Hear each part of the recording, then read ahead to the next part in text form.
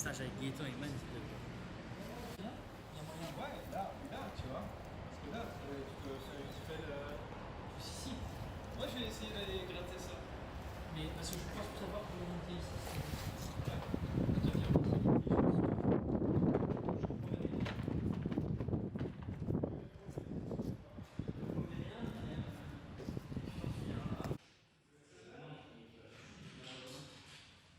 C'est quelle heure on est en chèque? Il y a le temps 17h30. Il n'y a pas le temps, ils ont Il n'y avait pas autre chose? La photo c'est à 17 et la check à 16h. Ah oui. Bon.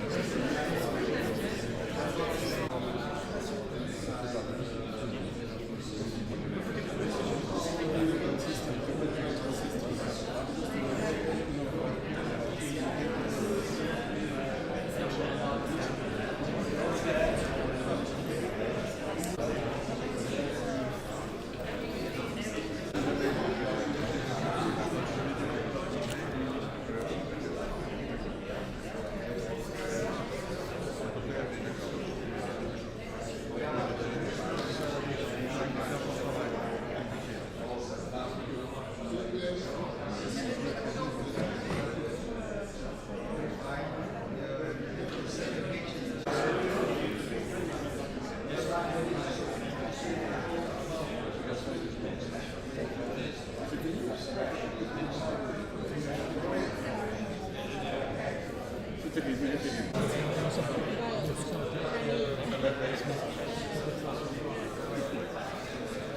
thank you very much.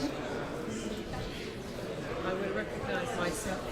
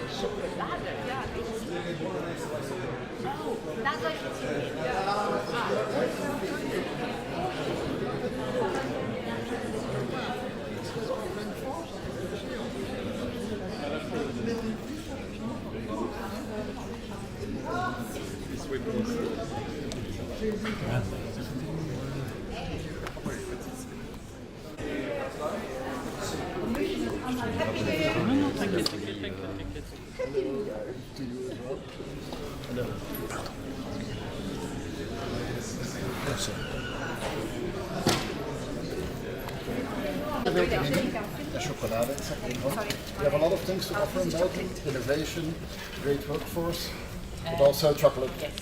All right. 3, 2, 1.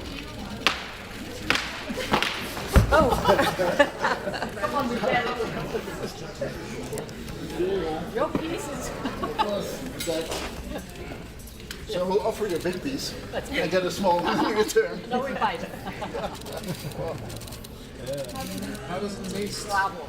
Fantastic. The best chocolate on Fantastic. earth. It's the best chocolate on It earth. is. Yummy. The start of the tasty presidency? Absolutely. And successful. Okay, let's go. That's good.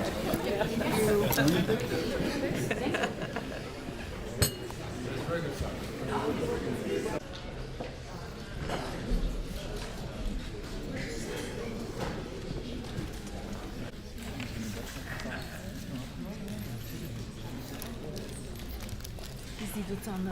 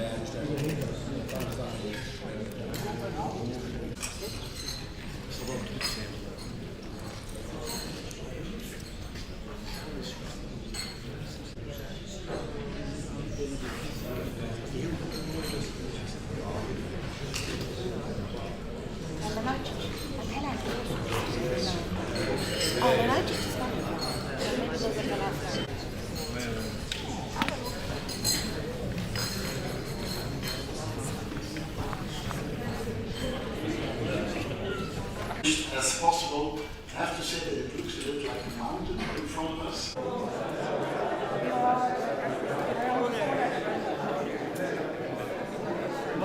I got there first.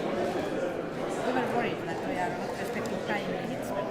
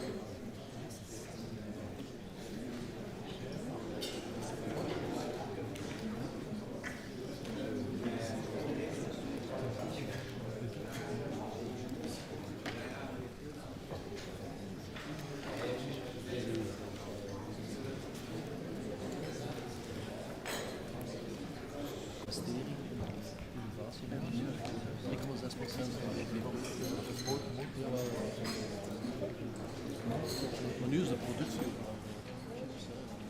China.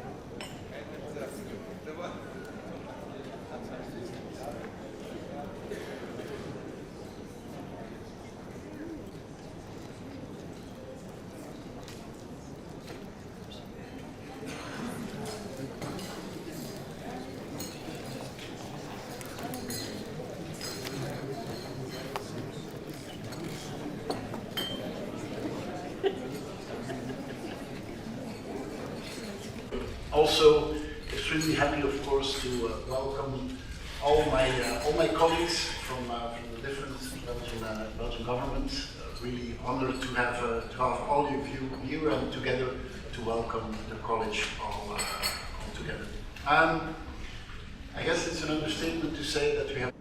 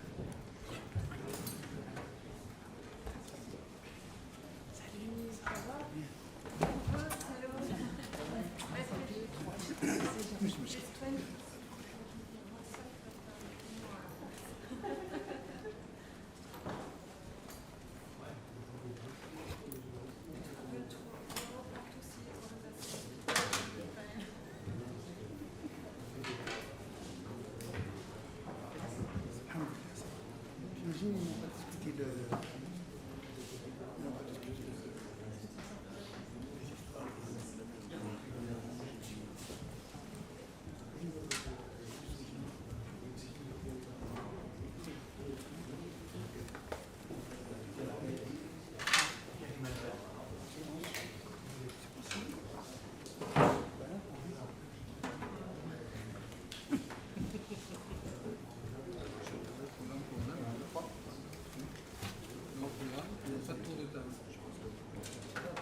Il y avait AMS, chez Ken, mais pas de tour de table.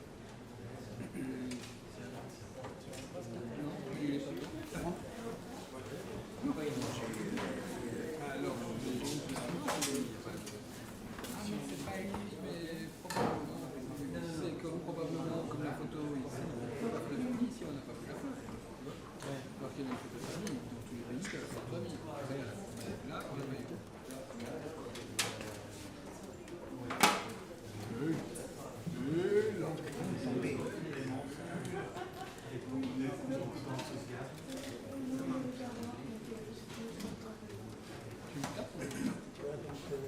Nicolas, une question. Sinon tu t'assieds. Moi je peux bien, mais tu t'assieds. On fait qu'à commencer, on a pour 20 minutes à attendre. Parce qu'en bleu, tu as ce qui est à la presse. Tu as official chez Ken, et trucs, et photo de famille. Mais pas de tour de table. Ah non, mais ils ont juste trompé. Non, regarde ici, je te dis, la photo de famille, ils sont pas ouverts pour nous. C'est un peu ça.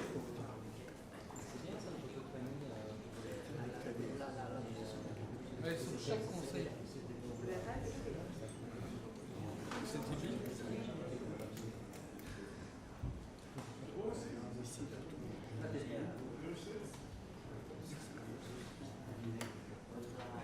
Après, t'as les escaliers. Alors qu'ils sont signataires.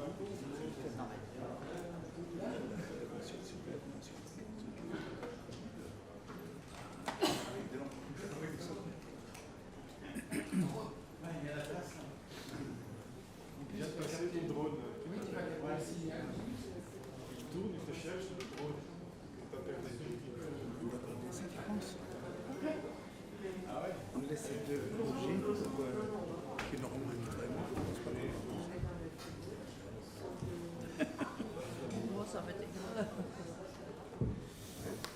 Bon.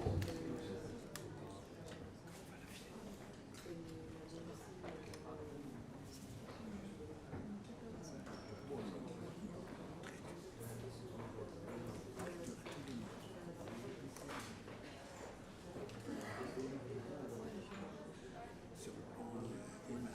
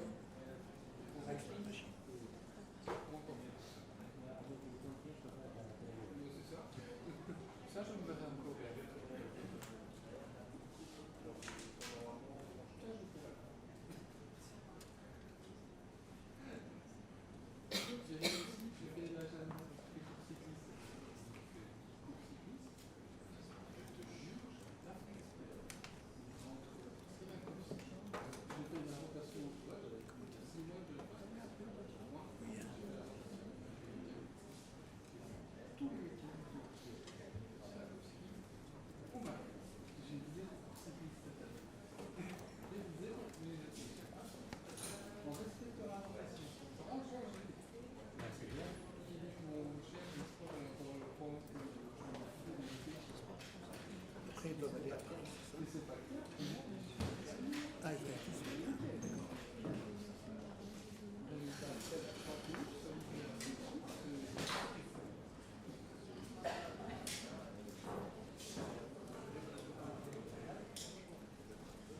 Tu es venu à la salle de presse quand même?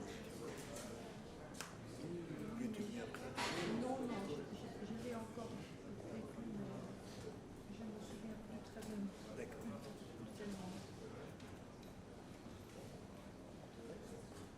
Et c'était quand Carole Rameau. Oui, oui. Elle a quitté en quelle année? Elle a quitté en 1944, je pense. Ouais. Elle a fait master en 2.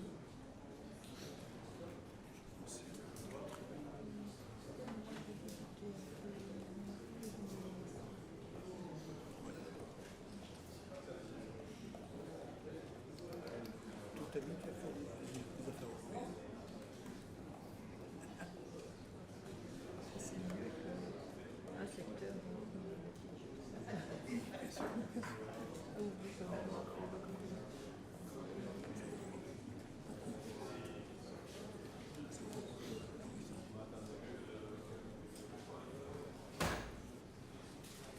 Bon, alors, moi, on a vécu quand même une période européenne difficile.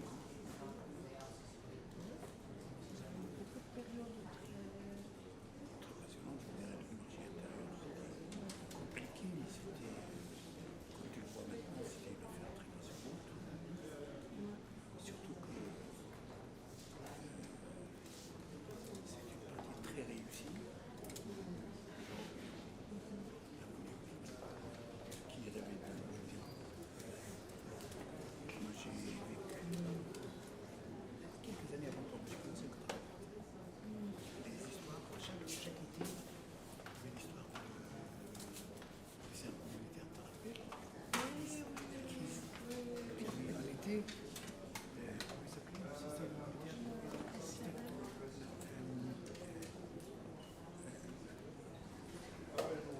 L'unité, c'était l'European Currency Unit, vécu. C'était la coopération militaire. Non, l'ECU, c'était. Oui, l'ECU, c'était l'unité.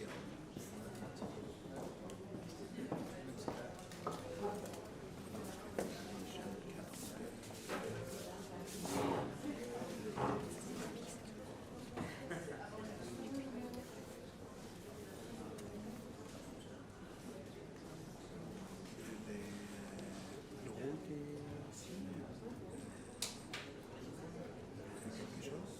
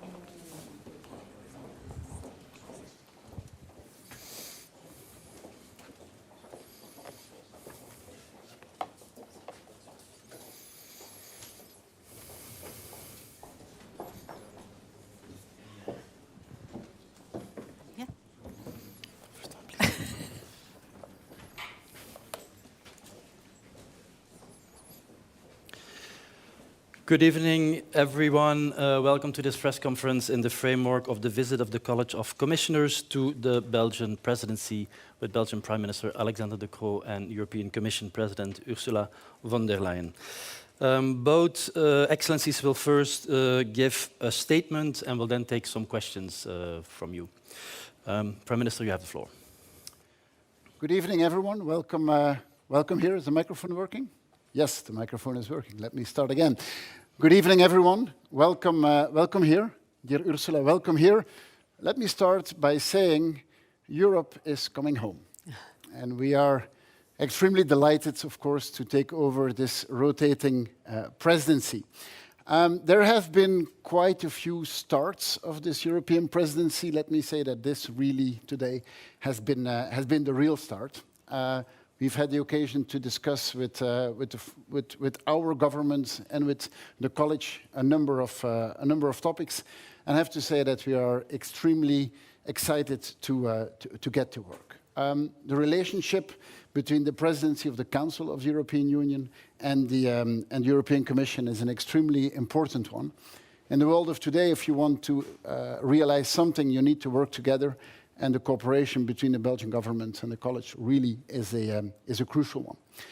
Our presidency comes at an important time. More than ever, the European population looks at the European Union. They look at the European Union with clear expectations to protect them, with expectations to strengthen our well-being, our welfare, and with expectations to prepare a common future. A common future here in Europe means also, of course, Ukraine in the heart of Europe. It is the best guarantee for our future stability and for a collective security for the population of Ukraine, but also collective security for the European population. After the December decision of the European Council, we will work on the negotiation framework for future enlargement related to Ukraine and Moldova. And this relates to a broader topic, of course. We live in a world that is in turmoil, not only in Ukraine, also in the Middle East and in too many places in the world.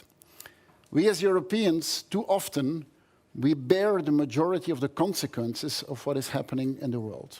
What we need to do as European Union is also to lead in the discussion. Not only lead in the discussion with words, but also lead in the discussion with actions. Not only bear the consequences of what happens, but also try to influence what is happening in the world. We will also prepare the next institutional cycle. We will support the work that is happening in defining the priorities for the next 5 years.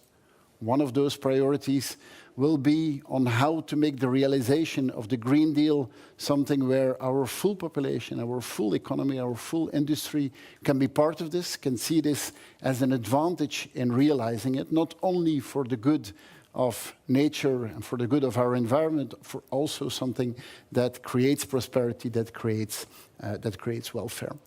That also means that we need to reform the European Union. We know that there is discussions about enlargement at some point. Our message is very clear. Before we get bigger, we need to get better. We need a European Union that is able to decide in a faster way while maintaining its unity, and that is more efficient in the usage of the resources that our European population is giving to them. A number of us this morning were in Paris, and we were there for the commemoration of the loss of Jacques Delors. If today we Europeans enjoy the European Union in our daily lives by using the euro, by traveling throughout the European Union without borders, by having programs such as Erasmus, Jacques Delors really was one of the architects of the modern Europe that we see today. I think more than ever, the spirit of Jacques Delors is something we need. A Europe that understands that we are stronger together. A Europe that understands that it is good to have friends in the world of today. So while doing all of this, We will keep our citizens at the top priority of all the work that we do. They expect a Europe that protects. They expect a Europe that strengthens, and they expect a Europe that prepares. So the next 6 months, we will be working together with the European Commission, with the other member states, with the European Parliament as well. Let me conclude by saying it is crunch time. Crunch time means that now it is up to us to deliver. Madam President. Merci, merci, cher Alexandre. C'est un grand plaisir pour moi d'être ici pour le lancement de la présidence belge du Conseil. Et tout d'abord, de pouvoir profiter un peu des trésors artistiques, culturels et historiques exceptionnels de Bruxelles. Car même si nous y vivons et travaillons tous les jours, hélas, les occasions de profiter de ce patrimoine sont trop rares. La présidence belge est donc la bienvenue pour nous rappeler le rôle exceptionnel de la Belgique dans l'histoire européenne. Et ce rôle continue avec cette présidence qui arrive à un moment si important. Votre présidence sera celle de la ligne d'arrivée pour de nombreux chantiers lancés pendant le mandat de ma commission. Et je compte sur les talents des sprinters de Belgique, connus mondialement grâce à vos champions cyclistes, pour gagner le sprint final. En effet, nous avons des dossiers importants à clôturer. Tous doivent contribuer aux objectifs de votre présidence, protéger, renforcer, préparer des priorités que je partage pleinement. And let me start with the most strategic of these priorities, that is the support for Ukraine. We all witnessed Russia's recent brutal airstrikes on civilian targets in Ukraine. And after the historic decision to launch accession negotiations with Ukraine, we must urgently move forward on stabilizing our financial aid to the country. The Commission will come to the European Council with operational solutions to ensure that we can agree on the Ukraine facility. And Belgium will then have the key task of transforming the political agreement on the facility through Council and Parliament as quickly as possible. The Ukraine facility is a central element of the revision of the multi-annual budget, but it is not the only one. We need to conclude the revision during the Belgian presidency, and this will give us the means to implement many of the policy priorities that we have identified and on which we have made progress. Take, for example, migration. With the recent political agreement on the pact, we have now the basis for a new and effective policy. And it will be important to bring these files now over the finish line. Another example is competitiveness. I very much look forward to an agreement between Parliament and Council on our proposal for the Net Zero Industry Act, because this will provide our industry with a greatly improved regulatory framework to drive forward the green and digital transition. Of course, competitiveness is a wide theme with many different angles. So we also need modernized fiscal rules that help stimulate sustainable investment throughout Europe. And the agreement in Council a few weeks ago was a very welcome step forward. Now I am confident that the Belgian presidency can ensure an agreement with the Parliament before the end of this mandate. We also need a very strong social dialogue. First, because long-term competitiveness relies first and foremost on Europe's main talent, and that's the people and their skills. And second, because competitiveness is a tool to ensure prosperity, and this is prosperity for all. So I'm very much looking forward to the Val d'Uchaise summit to discuss the future of work. And I share your objective to sign an interinstitutional declaration on social Europe in La Hulpe, with a focus on a new drive for implementing the European Pillar of Social Rights.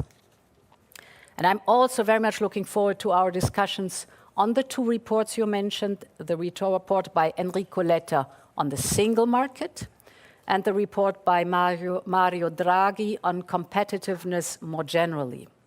I am convinced that these reports will provide inspiration for new initiatives to reinforce our long-term competitiveness.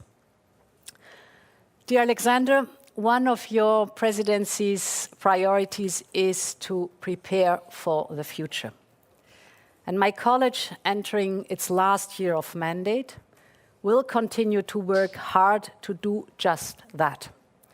Let me mention 2 points.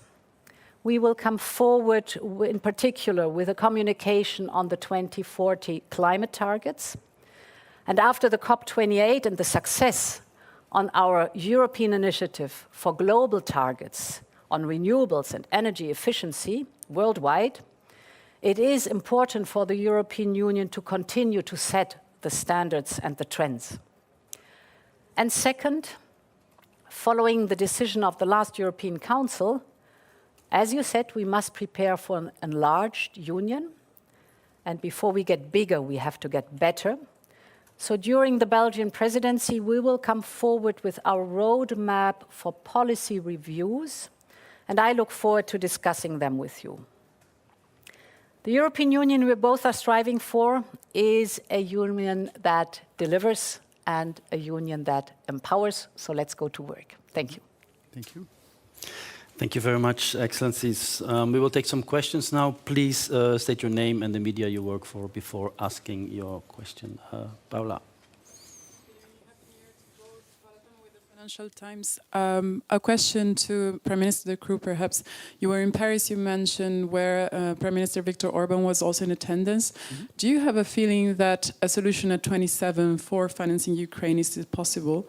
And Madam President, may I ask, you said you will have operational solutions ready.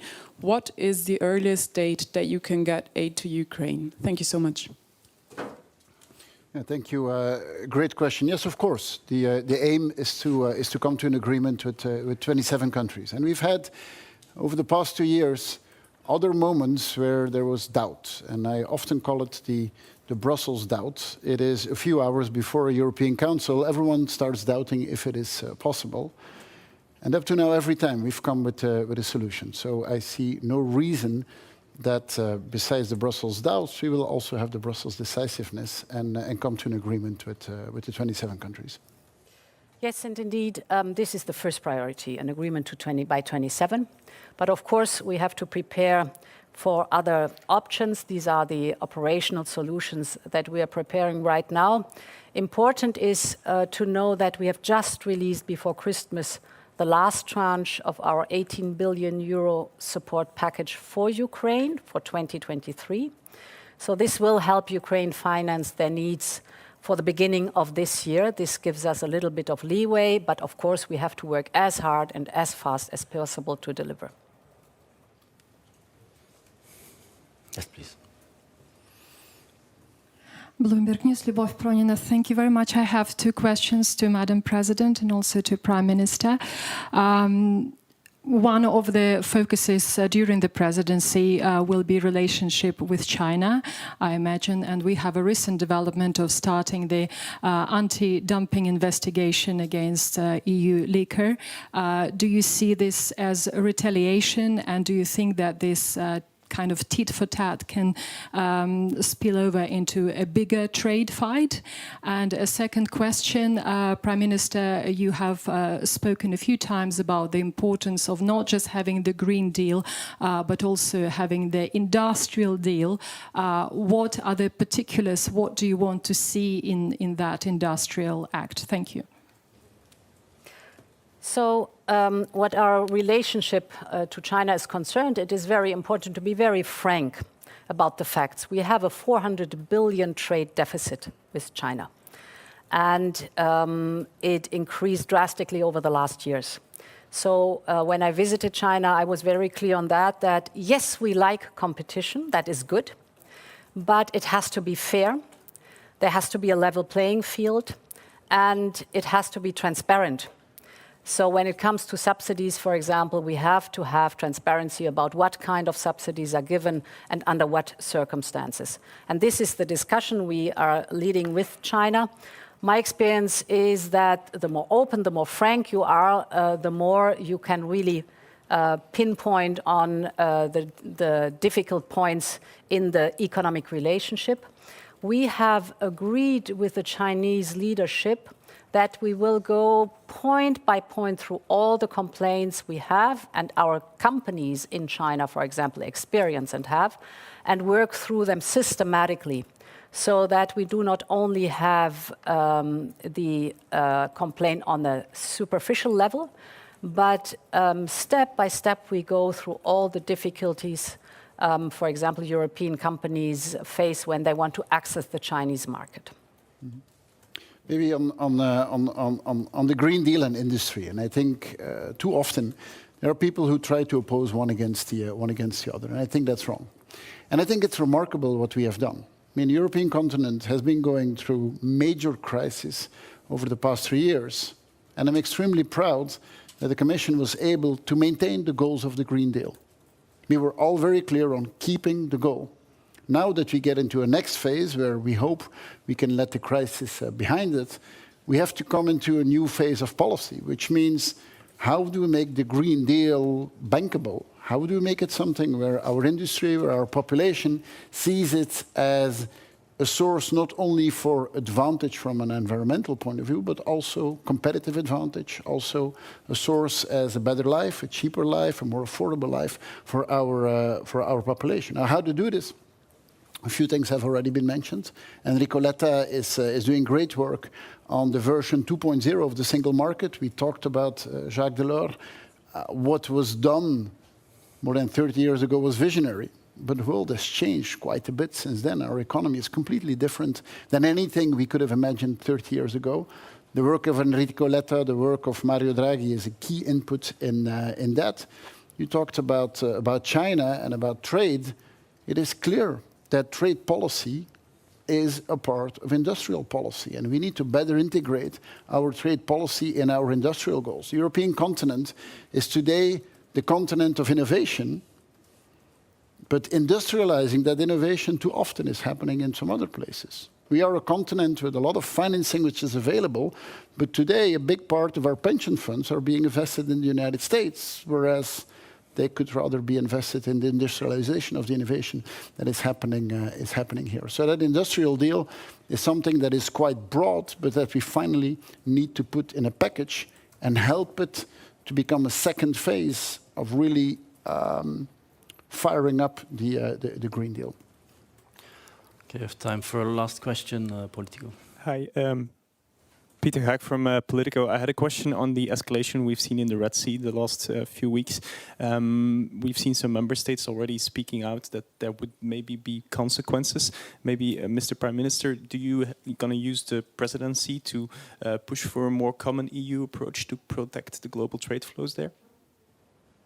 In my introduction, I talked about the fact that too often when there are worldwide events, we Europeans, we bear the brunt of the consequences. Too often when there are refugee flows because of a conflict, we are the one that take the major part of it. When we see that energy prices go up because of international tensions, we are the one who are paying it. So instead of being a payer, too often we've said we need to be a player. That means that in these situations, we need to do a much more proactive effort in trying to get everyone on the same line. Now, that is an easy thing to say. We know that conflicts like that are often not the easiest one to get everyone aligned. But yes, it is definitely one of our ambitions is to try to work in the most proactive way as possible to get to a common position and to also get to action. Okay.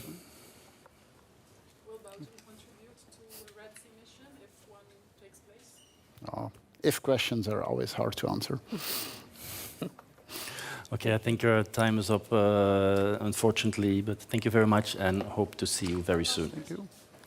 All right, thank you. Thank you. Dank u wel. Dank u wel, minister.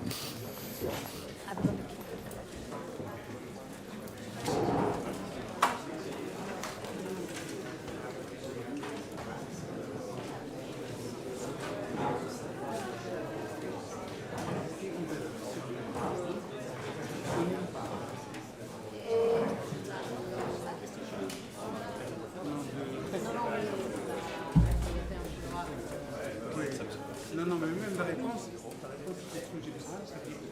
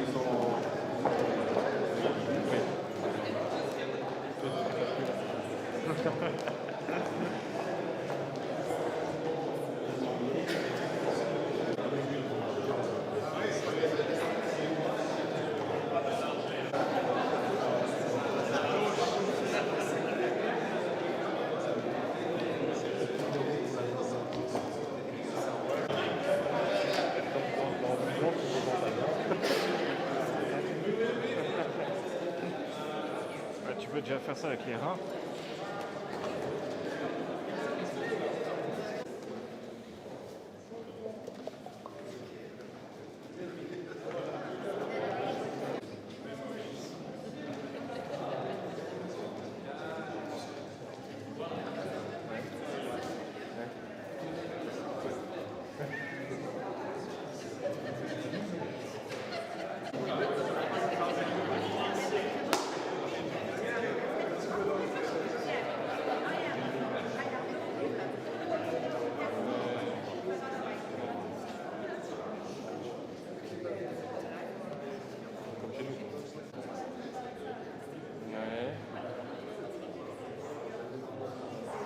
Caro